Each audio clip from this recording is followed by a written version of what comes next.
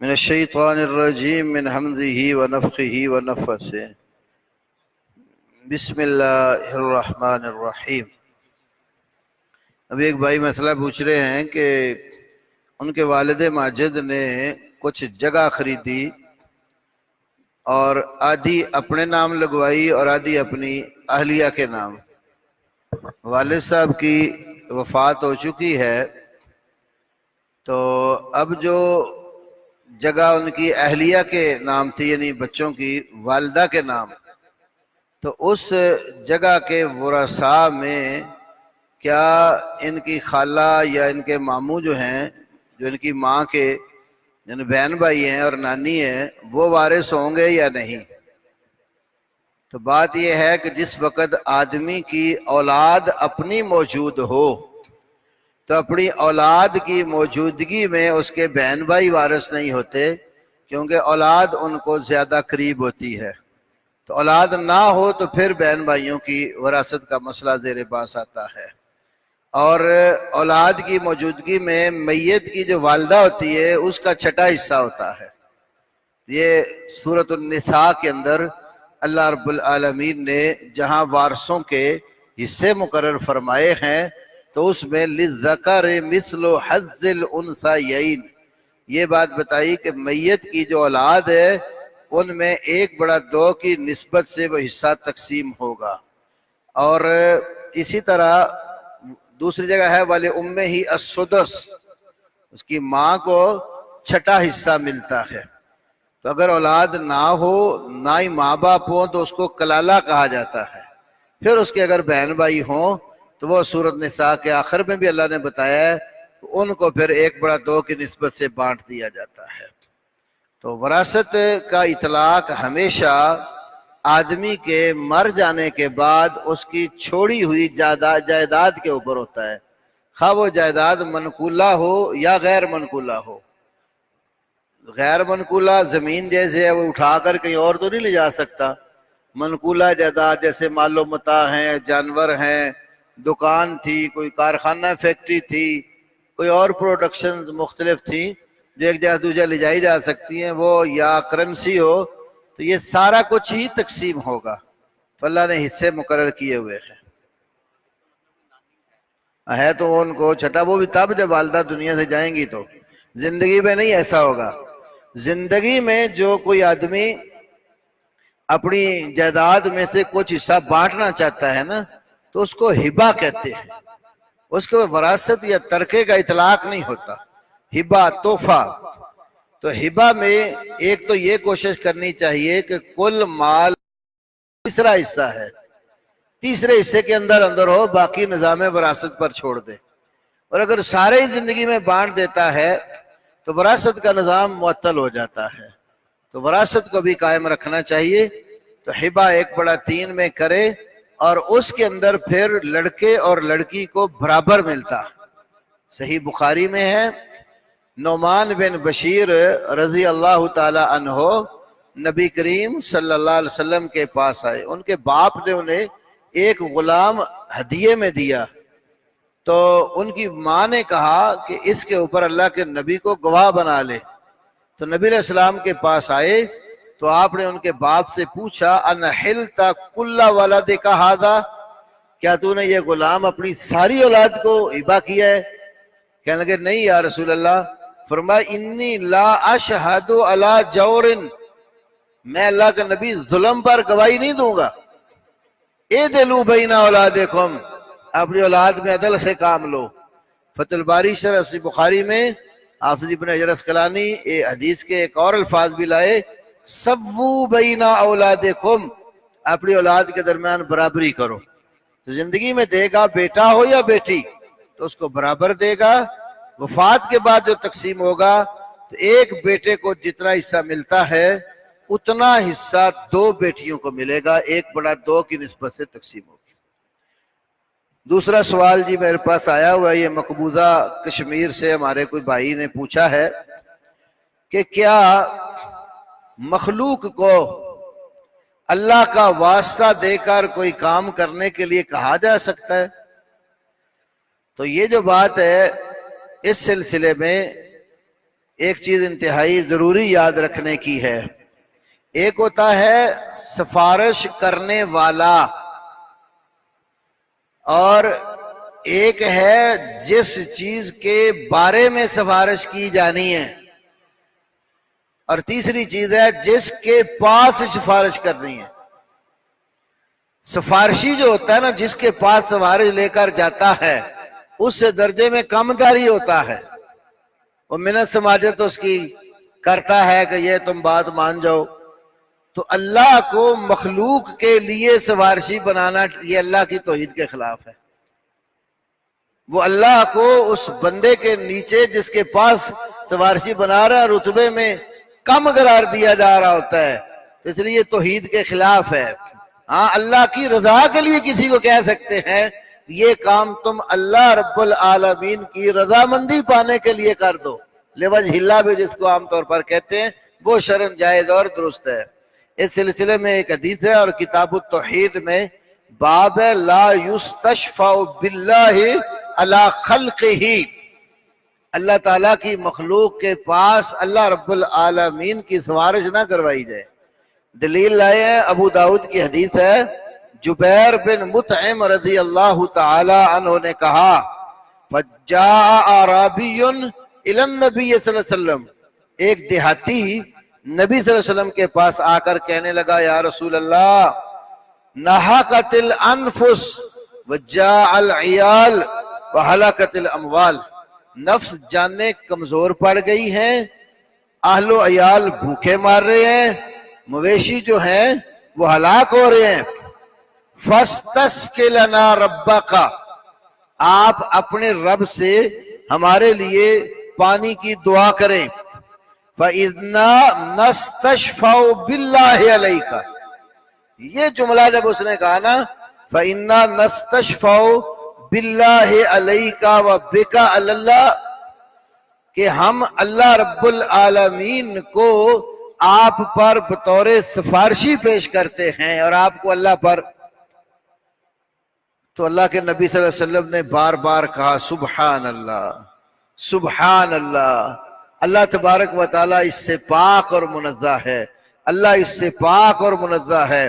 فما زال یسبح حتی عرف ذلک فی وجوہ اصحابہ، آپ بار بار سبحان اللہ کہتے رہے حتیٰ کہ صحابہ کے چہروں میں یہ بات پہچانی جا رہی تھی کہ نبی علیہ السلام کو اس پر غصہ آیا۔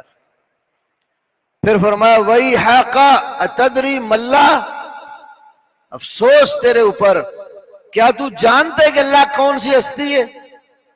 انشاء اللہ اعظم من ذلك انا یستشفع باللہ علی حد من خلقہ، اللہ تعالیٰ کو اس کی مخلوق میں سے کسی کے پاس سفارشی بنایا جائے، اللہ رب العالمین اس سے بہت بڑا ہے۔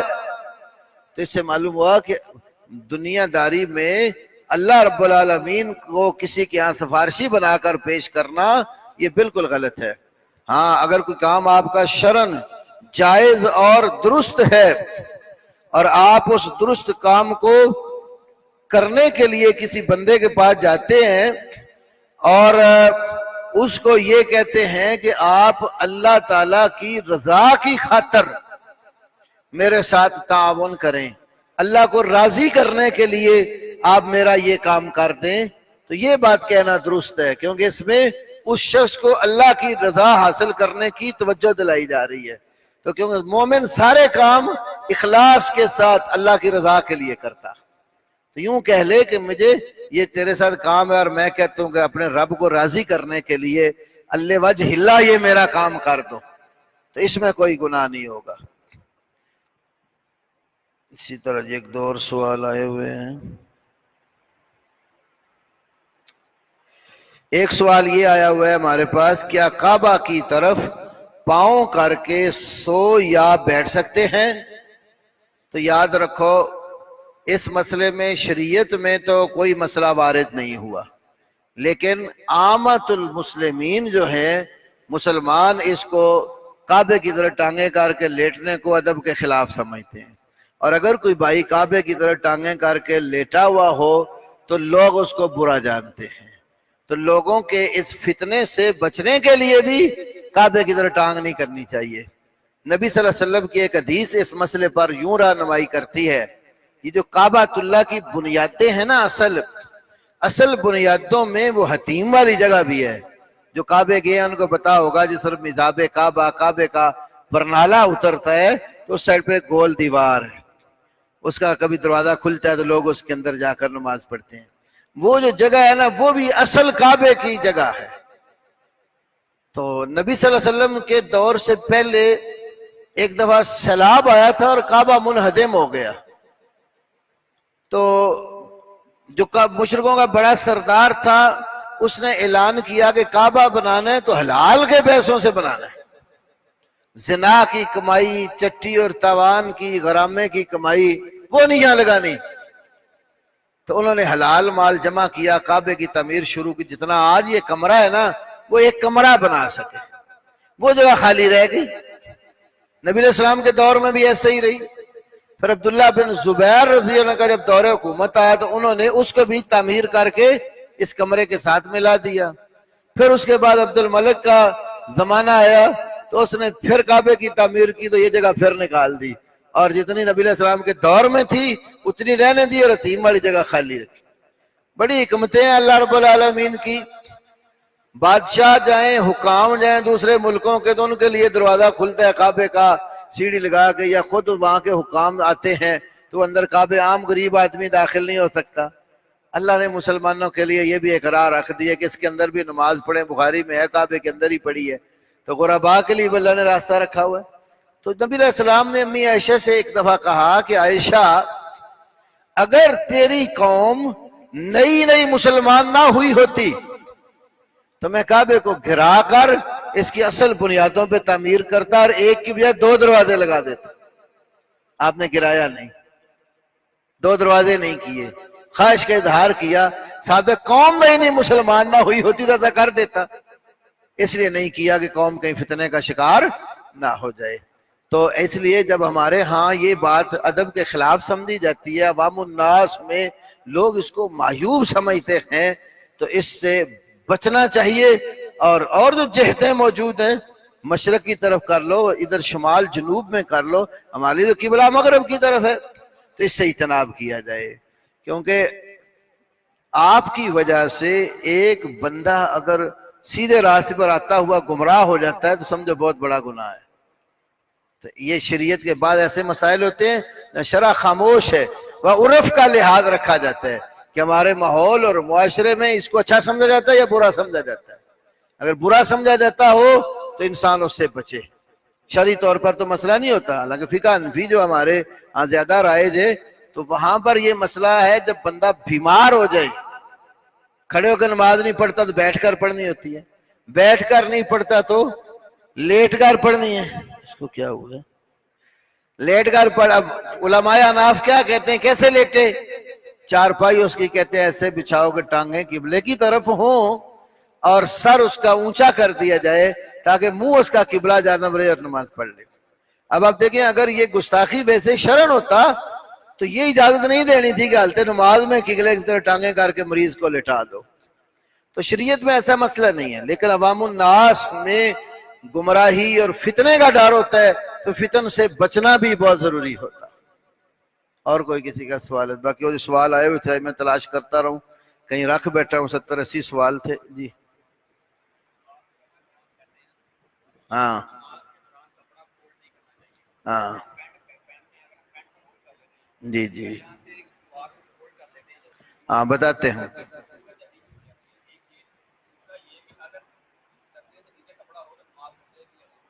بات سمجھو، بھائی نے مسئلہ پوچھا ہے، جب ہم نماز پڑھتے ہیں تو یہ سلوار یا چادر جو نیچے 2 تیت احمد باندھا ہوتا ہے، اس کو اوپر فولڈ کر لیتے ہیں، تو کیا نماز میں فولڈ کرنا جائز ہے؟ حالانکہ کپڑا فولڈ کرنا منع کیا ہوا ہے نبی علیہ السلام نے۔ دوسرا اسی سوال کا حصہ، کپڑا اگر ٹخنوں سے مرد کا نیچے چلا جاتا ہے تو اس کی نماز ہوگی یا نہیں؟ پہلی بات یہ اصل میں ہماری غلطی در غلطی کا نتیجہ ہے۔ شریعت میں مرد کو ٹخنوں سے نیچے کپڑا پہننے کی اجازت ہی نہیں ہے۔ رسول اللہ صلی اللہ علیہ وسلم کے بہت سارے فرامین ہیں۔ آپ صلی اللہ علیہ وسلم ما اسفل من الازار من القابین فی النار، جس بندے کا قابین ٹخنوں سے نیچے ازار تہ بند چادر جاتی ہے وہ اس آگ میں جائے گا۔ صحیح بخاری میں ایک اور حدیث ہے، حضرت عمر رضی اللہ عنہ کو جب خنجر لگے تھے نا تو بیمار تھے، انتڑیاں کٹی ہوئی تھی، بستر پر لیٹے ہوئے، ایک نوجوان آدمی خلیفۃ المسلمین کی بیمار پرسی کے لیے آیا۔ جب بیمار پرسی کے لیے آیا پوچھ کر جانے لگا تو اس کی چادر ٹخنوں سے نیچے تھی۔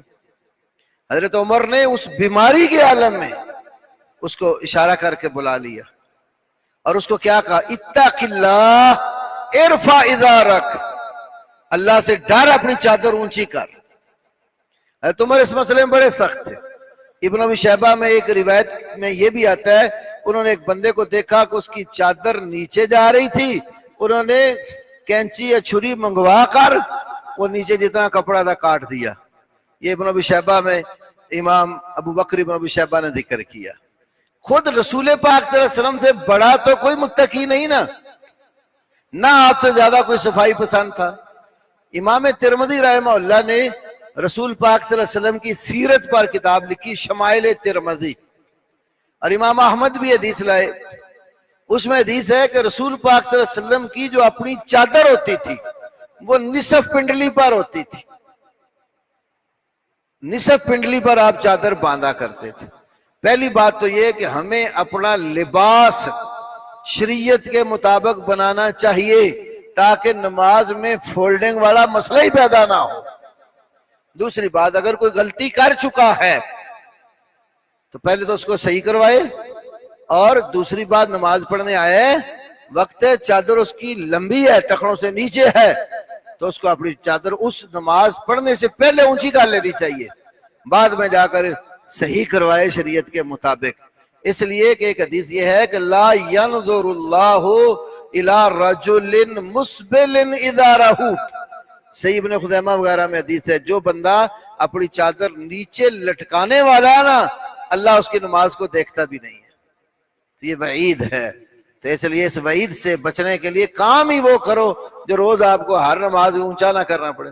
مسجد میں آتے ہیں تو اونچا کر لیتے ہیں، جو ہی بار نماز سلام پھرتا ہے تو پھر نیچے کرنا شروع کر دیتے ہیں۔ مرد کے لیے یہ جائز نہیں، عورت کے لیے حکم ہے اس کے پاؤں بھی نظر نہ آئے۔ مسئلہ الٹ ہو گیا ہے، مرد بیچارے شرم کرتے ہیں، کب ٹکنا اسے، وہ کہتے ہیں سلوار پاؤں کے اندر آنی چاہیے، اور عورتیں جو ہیں وہ ٹخنوں سے اونچے کیے ہوئے، جی فیشن ہے، یہ حرام ہے، خلاف شرع ہے۔ اب کچھ ہمارے بھائی کہتے ہیں جی یہ جو چادر ہے نا تکبر کی نیت سے نیچے کریں تو گناہ ہے، تکبر کی نیت نہ ہو تو جائز۔ کیا دلیل ہے بھائی؟ کہتے ہیں ابو بکر صدیق رضی اللہ عنہ کی چادر نیچے گر جاتی تھی تو اللہ کے نبی نے کہا لست ممن یصنع خیلاء، تو ان لوگوں میں سے نہیں ہے جو متکبرین جو ہے نا ہیں ان میں سے نہیں ہے۔ یاد رکھو، پہلی بات تو یہ ہے کپڑے کا مرد کے لیے ٹخنوں سے نیچے جانا ہی تکبر ہے۔ ابو داود میں اور نسائی میں لباس کے چیپٹر میں حدیث ہے، آپ صلی اللہ علیہ وسلم نے فرمایا کہ یہ کپڑے کا نیچے جانا ہی یہ خیلاء اور تکبر میں سے ہے۔ دوسری بات، ابو بکر صدیق کا یہ معاملہ نہیں تھا وہ چادر ٹخنوں سے نیچے رکھتے تھے، وہ ان کا آخر میں آ کر پیٹ تھوڑا سا بڑا ہو گیا تھا تو چادر باندھتے تھے، تو اس مسلم احمد کی حدیث میں ہے تو وہ کہتے ہیں اللہ کے نبی میرے کپڑے کی ایک سائیڈ نیچے گر جاتی ہے، وَإِنِّي أَتَعَاهَدُ ذَلِكَ، میں اس کا دھیان دپا رکھتا ہوں، خیال کرتا ہوں، لیکن بعض اوقات نیچے چلی جاتی، اس کو لیے آپ نے وہ موقع فرمایا۔ اب غور کرو، اگر اس کو دلیل بنائے تو کیا ہونا جی پینٹ کی ایک سائیڈ نیچے اور ایک اوپر ہونی چاہیے نا، پھر ایک پانچا لمبا کرا لینا صدیق اکبر والی حدیث کو دلیل بنانا ہے تو، حالانکہ ایسا نہیں ہے۔ وہ کہتے ہیں میں دھیان رکھتا ہوں، تو بے دھیانی میں یا مرض کی وجہ سے ہو جائے تو اس میں گناہ نہیں ہوتا، جان بوجھ کے ایسا کریں تو وہ تکبر کے ساتھ پھر جان بوجھ کے کرنے والا اور گناہ بن جائے، اس کو علماء نے کبیرہ گناہ میں لکھا ہے۔ علامہ ابن حجر مکی کی کبائر پر ایک کتاب ہے الزواجر عن اقتراف القبائر، تو کبیرہ گناہ میں اس کو شامل کیا ہے جو قصدن ایسا کرتے ہیں۔ ایک سوال ہے، اگر شوہر دوسرے ملک چلا جائے تو اسے اپنی بیوی کو علیحدہ رکھنا چاہیے اپنے ماں باپ بہن بھائیوں کے ساتھ؟ اگر اس کے ماں باپ بہن بھائیوں کا سلوک اس کی بیوی کے ساتھ اچھا نہ ہو تو اور وہ بضد ہوں اس بات پہ کہ وہ اپنی بہو کو ساتھ رکھنا چاہتے ہیں، تو کیا یہ بات ماں باپ کی ماننی چاہیے یا نہیں؟ یہ ماں باپ کی کہ سسرال کی ہے؟ تو غور کریں ذرا۔ پہلی بات تو یہ ہے کہ بہن بھائیوں کے ساتھ بیوی کو رکھنا شرعاً جائز ہے، منع نہیں ہے۔ دلیل حضرت جابر رضی اللہ تعالی عنہ نے شادی کی تو نبی کریم صلی اللہ علیہ وسلم نے پوچھا کیا تو نے کنواری عورت سے شادی کی ہے یا سیبہ مطلقہ بیوہ سے؟ تو انہوں نے کہا میں نے کنواری سے شادی نہیں کی، میں نے سیبہ سے کی ہے۔ تو انہوں نے فرمایا تم کنواری لڑکی سے شادی کرتے، وہ تمہارے ساتھ کھیلتی، تم اس کے ساتھ کھیلتے؟ تو انہوں نے کیا کہا، یا رسول اللہ میرے والد صاحب فوت ہو گئے تو میری بہنیں تھیں، چھوٹی بہنیں ہیں، تو میں نے اس لیے سیبہ عورت سے شادی کی ہے کہ میری بہنوں کا وہ خیال کرے گی، ان کے سر میں کنگھی کرے گی، تیل لگائے گی، ان کا تربیت کرے گی۔ کنواری لڑکی ہوگی تو وہ یہ کام نہیں کرے گی۔ تو اللہ کے نبی نے اس کو نہیں کہا کہ تیری بیوی کا حق تو علیحدہ تھا، تو نے بہنوں کے ساتھ کیوں اس کو رکھنا ہے؟ تو یہ حدیث بتاتی ہے کہ بہن بھائیوں کے ساتھ بھی رکھ سکتے ہیں۔ دوسرا مسئلہ یہ ہے کہ اتنی جگہ آدمی کے پاس شادی سے پہلے ضرور ہونی چاہیے جہاں وہ اپنی بیوی کو پرائیویسی دے سکتا ہو، کیونکہ میاں اور بیوی کو اپنی خلوت کے لیے ایک کمرہ ضرور چاہیے جہاں پر وہ میاں بیوی اپنے زوجین کے جو حقوق ہیں علیحدگی میں ادا کر سکتے ہوں۔ تو گھر میں ایک کمرہ دینا یہ عورت کا حق ہے۔ البتہ خامند کو اللہ نے اگر وسعت مالی عطا کی ہو اور وہ اپنی بیوی کو نہیں نباہ ہوتا علیحدہ رکھنا چاہے تو وہ رکھ سکتا ہے، لیکن اگر وسعت مالی نہیں ہے، اس کو ایک کمرہ کی طاقت موجود ہے تو وہ اس کو گھر دے دے تو یہ بھی زیادتی نہیں ہے۔ اللہ رب العالمین نے فرمایا ہے قرآن پاک میں وَعَلَى الْمُوسِعِ قَدَرُهُ وَعَلَى الْمُقْتِرِ قَدَرُهُ، وسعت والے شخص کے اوپر اس کی وسعت کے حساب سے نفقہ اور خرچہ ہے، تنگ دست پر اس کی تنگی کے اعتبار سے ہے۔ تو اصل میں یہ ہمارے گھروں کے مسائل جو ہے نا، جب ایک دوسرے کے حقوق کا خیال ہی نہ رکھا جاتا تب پیدا ہوتے ہیں۔ یہی سسرال والے اگر ان کی اپنی بیٹی کا بیاہ ہو جائے، دوسرے گھر میں چلی جائے، کیا یہ پسند کریں گے وہ زبردستی اس کو جہاں رکھنا جائے رکھیں؟ وہاں تو یہ ماں چاہتی ہوتی کہ میری بیٹی تو دوسرے گھر میں جا کر بڑے حکمران ہے اور اس کا میاں ہو اس کی مٹھی میں، اور میرے بیٹے کی شادی ہو تو بیٹی گھر میں آئے تو وہ میرا بیٹا بھی میری مٹھی میں ہو اور میں اس کی بہو بھی، بیگم بھی اس کی میری مٹھی میں ہو۔ دوسرے گھر کی بیٹیوں کو اپنے گھر کی بیٹیاں سمجھا جائے، پھر گھروں کا نباہ صحیح ہوتا ہے۔ تو یہ بیماری معاشرے میں موجود ہے، سسر ساس کے جو تعلقات ہیں وہ دوسرے گھر سے بیاہ کے لائے جانے والی بیٹی کو بیٹی ماننے کو تیار نہیں ہوتے، اس کو بہو کا رتبہ دے کر ذرا علیحدہ تشخص اس کا رکھتے ہیں۔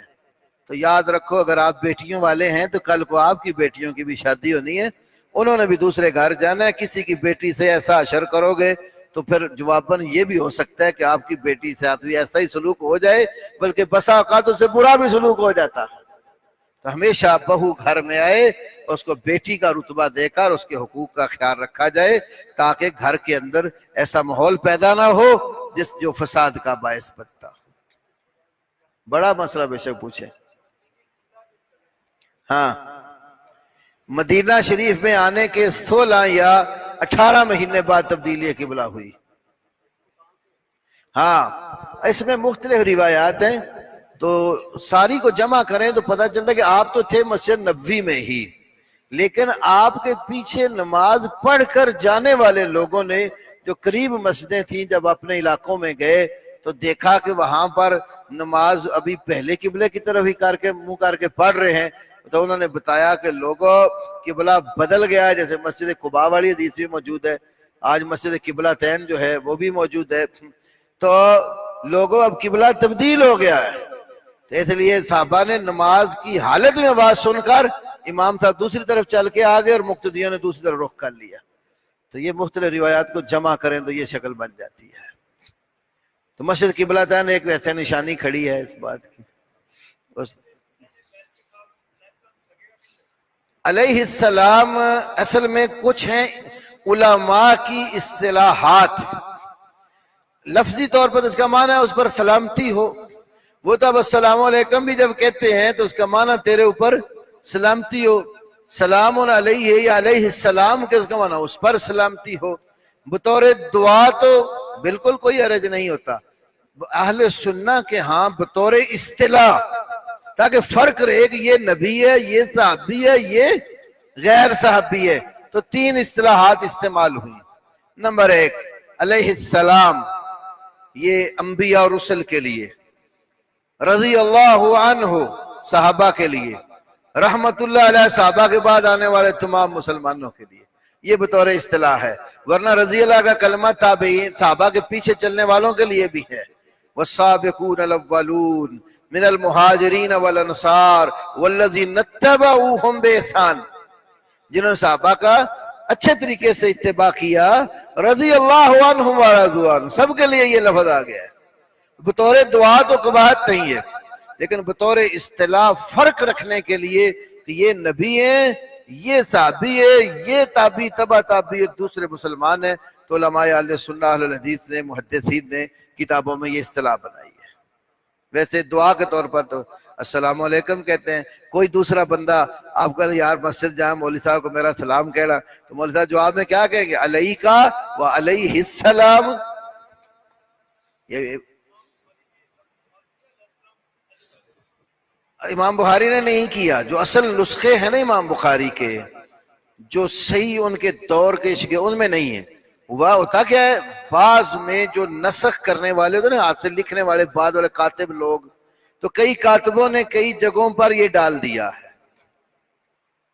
اس کی علماء تنبیہ کرتے رہتے ہیں۔ اس لیے آپ کبھی تفسیر ابن کثیر دیکھیں، ان اللہ و ملائکۃ یصلون علی النبی کی تفسیر، امام ابن کثیر نے وہاں یہ وضاحت کی ہوئی ہے کہ بعض نساخ کاتبوں نے یہ ایسے الفاظ کو سیڑ دیے کئی کتابوں میں۔ جی بزرگوں،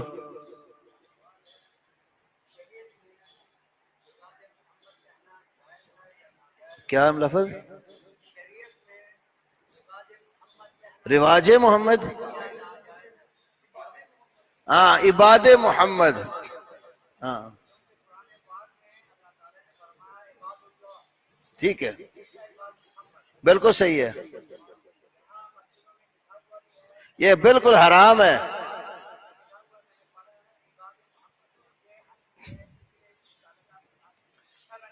شرن بالکل حرام ہے، کیونکہ بندہ ہے عبد، اللہ ہے معبود، صرف ایک معبود ہے، الہ واحدہ۔ عبداللہ کا معنی اللہ کا بندہ، اللہ کی عبادت کرنے والا۔ عبد محمد کا معنی محمد صلی اللہ علیہ وسلم کا بندہ، ان کی عبادت کرنے والا۔ تو عبد کی نسبت جب بھی لگانی ہے اللہ سے لگانی ہے۔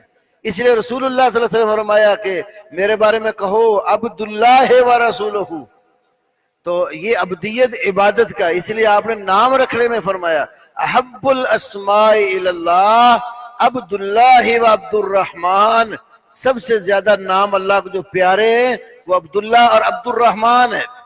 کیوں ہے؟ عبد کی نسبت اللہ اور اللہ کے دوسرے نام رحمان کے ساتھ ہے۔ تو یہ عبدیت نام رکھنے بھی بندگی میں آتے ہیں، تو بندگی اللہ کے ساتھ کسی کے نہیں ہے، تو اللہ کے علاوہ کسی اور کے ساتھ عبد کی نسبت کرنا ٹھیک نہیں ہے۔ ایک اور معنی ہوتا ہے عبد کا غلام، العبد بالعبد، غلام کہہ سکتے ہیں۔ غلام بھی اردو میں، عربی میں غلام لڑکے کو کہتے ہیں، اس لیے عرب علماء غلام اللہ نام رکھنا صحیح نہیں سمجھتے۔ غلام کا معنی ہے لڑکا، وہ قرآن پاک میں کئی جگہوں پر یہ لفظ غلام ہے، یا بشرا ہذا غلام، تو غلام عربی میں لڑکے کو کہتے ہیں۔ اس لیے علماء عرب کے بڑا تعجب کرتے ہیں غلام اللہ، کیونکہ ہمارے یہاں اردو اور ہندی ترکیب میں یہ لفظ اس طرح خادم کے معنوں میں استعمال ہوتا رہا ہے۔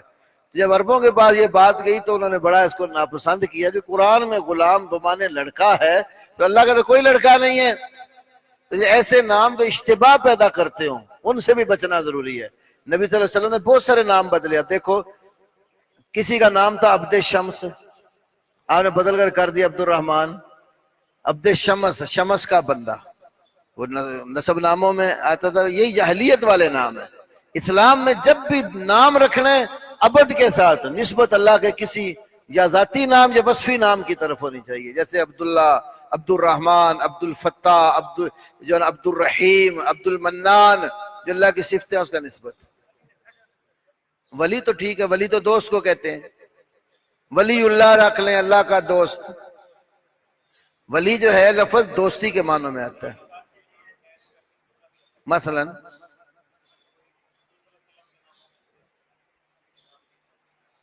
کوئی بولے نا، میں پتا تو ٹھیک ہے، وہ تو دو ناموں کا مرکب ہوا نا۔ اصل میں ایک اور مسئلہ ہے، برصغیر پاک و ہند میں جو نام رکھے جاتے ہیں نا، لوگ زیادہ مرکب نام رکھتے ہیں، دو دو تین تین، مطلب ولی احمد آپ کہتے ہیں مثال کے طور، آپ کیا ایک نام ہے۔ عربوں میں بتائیں گے ولی احمد، وہ کیا سمجھے؟ ولی بن احمد، کیا احمد اس کے باپ کا نام ہے، وہاں مفرد نام رکھے جاتے ہیں، سوائے ان ترکیبوں کے جو مرکبات میں آتے ہیں، جیسے عبداللہ، عبد الرحمن، یہ مرکب ہیں، لیکن جو عام نام ہوتے ہیں وہ ایک ہی لفظ رکھتے ہیں۔ مثلا یہ ہمارے مرکز کی جو ساری بلڈنگ کھڑی جس شیخ نے کی، اس کا اپنا نام حمد ہے، اس کے باپ کا نام حماد ہے، دادے کا نام حمید ہے، پھر بیٹے کا نام جو ہے نا آگے حماد ہے۔ اب وہاں اس طرح چلتا ہے۔ اب حمد حماد کے مطلب ہوگا حمد بن حماد۔ اگر میں عربوں میں جا کر کہوں مبشر احمد تو مجھے کہیں گے مبشر بن احمد۔ کنیتے ہیں تو علیحدہ چیزیں ہیں نا، یعنی وہ دو نام نہیں رکھتے، مرکب وہی ہوگا جو اللہ سے نسبت ہوگی وہ مرکب ہے، باقی انفرادی نام رکھتے ہیں۔ انبیاء کے بھی انفرادی ہیں، دیکھو آپ کا نام محمد، احمد، ابراہیم، موسیٰ، عیسیٰ، پیغمبروں کے نام بھی منفرد، تو مفرد نام زیادہ رکھنے چاہیے۔ مرکب کرنا ہے تو عبد کی نسبت لگا کر اللہ کے ساتھ رکھیں۔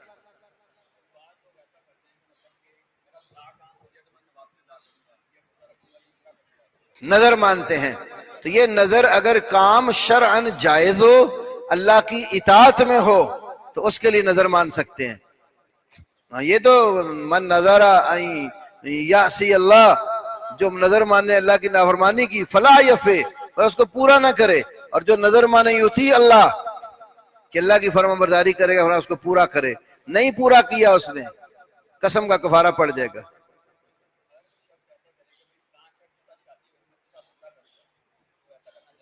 نہیں، اگر یہ مشروط کیا اس نے تو شرم تو بات نہیں ہے اس میں، کیونکہ نافرمانی والی یہ بات نہیں ہے۔ نصیب میں اس کے ہوا، اس کا رشتہ جائز طریقے سے ہو، یہ بھی یاد رکھیں۔ ایسا نہ کنڈی اڑائی ہوئی ہو تو پھر کہے کہ میں شرط لگا، یہ جائز نہیں ہوگا۔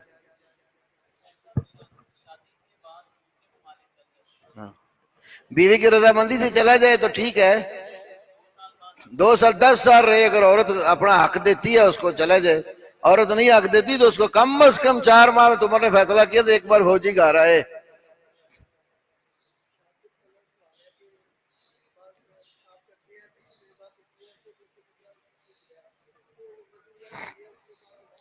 پیشاب کے قطرے آنے کی 2 صورتیں ہیں، ایک ہے بندے کو لگاتار مسلسل تھوڑے تھوڑے وقفے پر آتے رہتے ہیں، اس کو کہتے ہیں سلسل بول، یہ ایک مرض ہے۔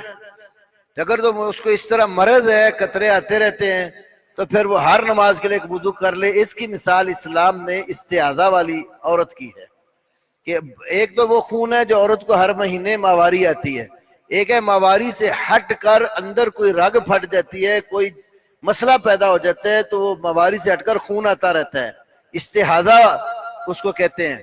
تو اس خون کی حالت میں عورت ہر نماز کے لیے وضو کرے گی اور نماز پڑھے گی۔ نبی صلی اللہ علیہ وسلم کی سالیوں میں سے حمنہ بنت جہش جو تھیں، ان کے متعلق حدیث آتی ہے، ان کو یہ مسئلہ تھا۔ تو اگر آدمی کو بھی پیشاب کی مسلسل مرض ہے تو پھر تو ایک وضو کرے، اور اگر یہ ایسا نہیں ہے، مثلا ایک دفعہ حاجت کی ہے، تھوڑے وقفے بعد اس کو پیشاب کے قطرے آ جاتے ہیں، پھر کچھ لمبا وقت گزرتا ہے، تو پھر وہ اتنی دیر انتظار کر لے، تسلی سے حاجت کرے، قطرات خارج ہو جائیں تو اس کے وضو کرے اور نماز پڑھے۔ سبحانک اللہم و بحمدک۔